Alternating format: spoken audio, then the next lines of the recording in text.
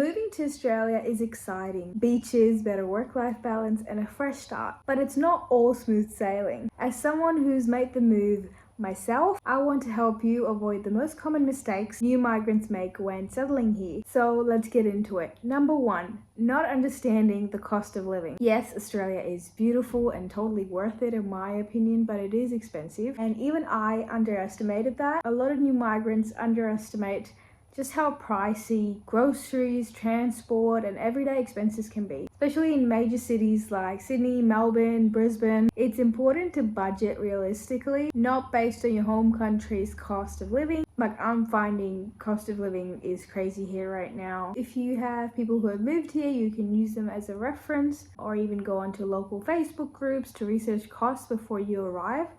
But at the end of the day, inflation is a thing. It will go up. Even if you're a full-time worker, you might struggle. And that was definitely surprising for me. So I always recommend this, especially if you're coming here to study, get a scholarship. I even have my scholarship sample linked down below if you want to have a look at that. But just try to get all those things sorted and not just assume everything's going to be fine. You're going to be able to handle all that, because getting your fixed costs low here is a skill and you must master it. Number 2, skipping the job prep. Now, I wasn't aware of the Australian job market, updating my resume, what really counts, what really matters. And a big mistake in applying for jobs is just applying with a generic resume that you think will work in your country. But in reality, Australian employers expect tailored resumes and cover letters sometimes, and local experience is definitely more valued. So any opportunity you can get here to work is a plus. You should always go for it. I have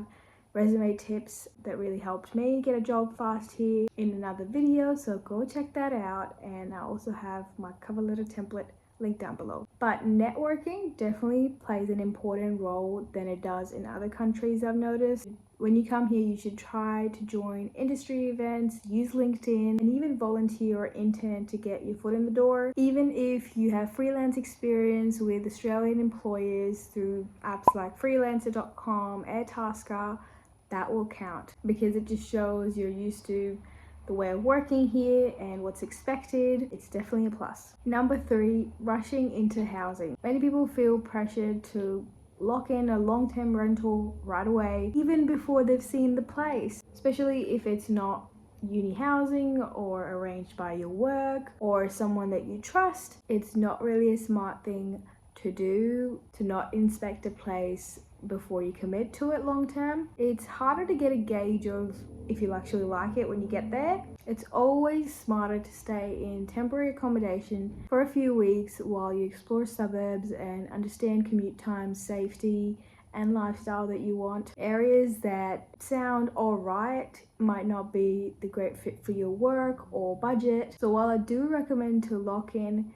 housing early on if you can, in relation to it being uni housing or arranged by your work or someone that you trust, if it's none of those cases, don't commit to a place long term, because you will need to put down a bond and you will lose it if you don't like the place when you get there, or if it's just false advertisement. There are also a lot of scams on sites like flatmates.com. They will ask for you to put a bond down and the place might not even exist when you come here, so don't fall for those. And even housing Facebook groups can be a bit dodgy, so always inspect the place first if you're coming here and you don't know anyone, and try to find a place that does not expect you to commit at least 12 months. It's always better to find a place where it's minimum 4 months or 6 months contract, and then it's a rolling monthly rental. That's always worked for me because I've moved around in a lot of share houses, and because it was never 12-month contract that I have to stay there. It was always flexible on how much bond I have to pay. Most of the times it was just 2 weeks of bond.